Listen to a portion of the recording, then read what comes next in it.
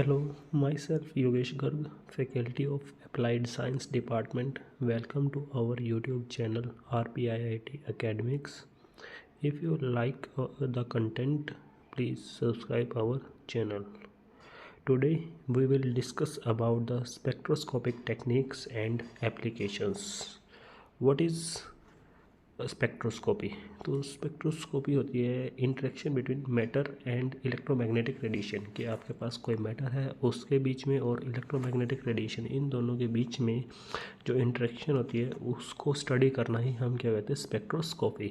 ये अलग जो इंटरेक्शन होती है अलग अलग तरीके से हो सकती है। जैसे फर्स्ट है transmission, reflection, scattering, absorption, emission.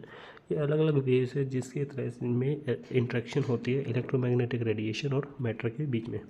जो फर्स्ट ट्रांसमिशन है, ट्रांसमिशन में क्या होता है, आपके पास कोई एक ये मीडियम है, इस पर कोई इलेक्ट्रोमैग्नेटिक रेडिएशन आके हिट स्ट्राइक करती है तो वो उसके अंदर ट्रांसमिट हो जाती है किसी एक एंगल से, और फिर दूसरे साइड से अनदर एंगल से वो बाहर निकल जाती है। इसको कहते हैं ट्रांसमिशन। रिफ्लेक्शन, रिफ्लेक्शन में सेम आपके पास कोई मटेरियल होगा, उस पर जो लाइट इलेक्ट्रोमैग्नेटिक रेडिएशन आएगी वो स्ट्राइक करेगी और देन रिफ्लेक्ट हो जाएगी सेम मीडियम में, जिस मीडियम से आई थी उसी मीडियम में वापस चले जाना, उसको कहते हैं रिफ्लेक्शन। कि ये इनमें जो लाइट आती है उसको इंसिडेंट लाइट और जाने को रिफ्लेक्शन लाइट कहते हैं। Next scattering. स्कैटरिंग में क्या होता है, आपके पास जब जैसे कोई ये मीडियम है उस पर इलेक्ट्रोमैग्नेटिक रेडिएशन आई और वो क्या हो जाती है, अलग अलग डायरेक्शंस में स्कैटर्ड हो जाती है, फैल जाती है चारों दिशा में, उसको स्कैटरिंग कहते हैं। एब्जॉर्प्शन, कि आपके जो मैटर है उसने क्या करा, रेडिएशन को एब्जॉर्ब कर लिया, उसने उसको वापस जाने ही नहीं दिया। एमिशन, फिर जो इलेक्ट्रोमैग्नेटिक रेडिएशन को एब्जॉर्ब करता है उसको एमिट कर दिया। इसमें एक एग्जांपल लेते हैं, जैसे कि आपके पास ये क्या है, दो एनर्जी लेवल्स है E1 एंड E2। यहाँ पे कोई इलेक्ट्रॉन है, इस इलेक्ट्रॉन ने क्या करा, एक रेडिएशन को एब्जॉर्ब करा। एब्जॉर्ब करा तो जैसे ही एब्जॉर्ब करेगा तो ये क्या करेगा, एक हायर एक्साइटेड स्टेट में चला जाएगा।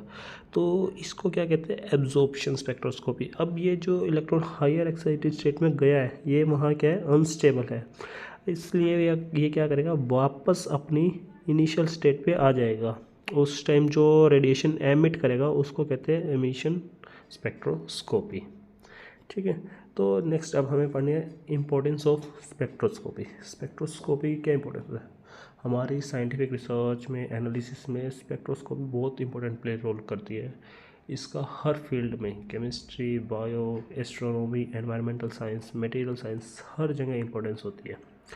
फर्स्ट काम हमें अब केमिस्ट्री में पढ़ना है, तो काम क्या है इसका, molecular identification and structural analysis, कि आपके मॉलिक्यूल को आइडेंटिफाई करना कि आपके पास जो कंपाउंड है, सॉल्ट है, उसके अंदर कौन सा मॉलिक्यूल प्रेजेंट है और उनका क्या स्ट्रक्चर है, किस फॉर्मेशन में प्रेजेंट है। इसके लिए हम यूज़ करते हैं IR technique, NMR technique, Raman spectroscopy. Next आती है क्वांटिटेटिव एनालिसिस, कि आपके पास कोई कंपाउंड है उसमें किसी भी सब्सटेंस की क्वांटिटी को आइडेंटिफाई करना, कि आपका कितनी क्वांटिटी प्रेजेंट है, उसको क्वांटिटेटिव एनालिसिस कहती है। फोरेंसिक एनालिसिस, फोरेंसिक एनालिसिस होती है फाइबर्स, ड्रग्स, बॉडी फ्लूइड्स की एनालिसिस करना। एनवायरमेंटल मॉनिटरिंग, एनवायरनमेंट में जो पोल्यूटेंट्स प्रेजेंट होते हैं उनके अमाउंट बहुत लो होता है, जैसे सल्फर डाइऑक्साइड के और नाइट्रोजन ऑक्साइड्स, ओजोन। तो इन चीज़ों को भी अगर हम जब क्वांटिटी निकालते हैं कि कितना प्रेजेंट है, तो हम किसके थ्रू निकाल सकते हैं, स्पेक्ट्रोस्कोपी के through. Last material analysis and quality control, material को एनालाइज करना एंड क्वालिटी को कंट्रोल करना, ये हमारे स्पेक्ट्रोस्कोपी का बेसिक था कि स्पेक्ट्रोस्कोपी होती क्या है एंड देन उसकी इम्पोर्टेंस। फिर हमारे पास कुछ स्पेक्ट्रोस्कोपिक टेक्निक्स आती है कि अब हम ये जो स्पेक्ट्रोस्कोपी कर रहे हैं इनकी क्या टेक्निक्स है, आप किस किस टेक्निक से हम मटेरियल को स्टडी कर सकते हैं। जैसे फर्स्ट आते हैं हमारी UV visible spectroscopy. UV visible, इसमें क्या होता है, जो आपका मटेरियल है वो UV रीजन की लाइट को एब्जॉर्ब करता है। इसका मेन फंक्शन क्या होता है, क्वांटिटेटिव एनालिसिस करना, किसी भी कंपाउंड को, कलर्ड कंपाउंड है उनकी एनालिसिस करने में हमारा काम करता है।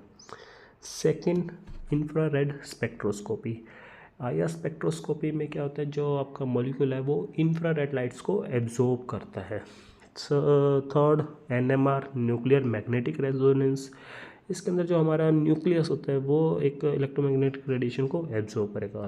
Then Raman spectroscopy, mass spectroscopy and ESR electron spin resonance spectroscopy. ये हमारे पास कुछ टेक्निक्स है, अब इन्हीं को ही हमें क्या करना है, फर्दर आगे डिटेल में पढ़ना है।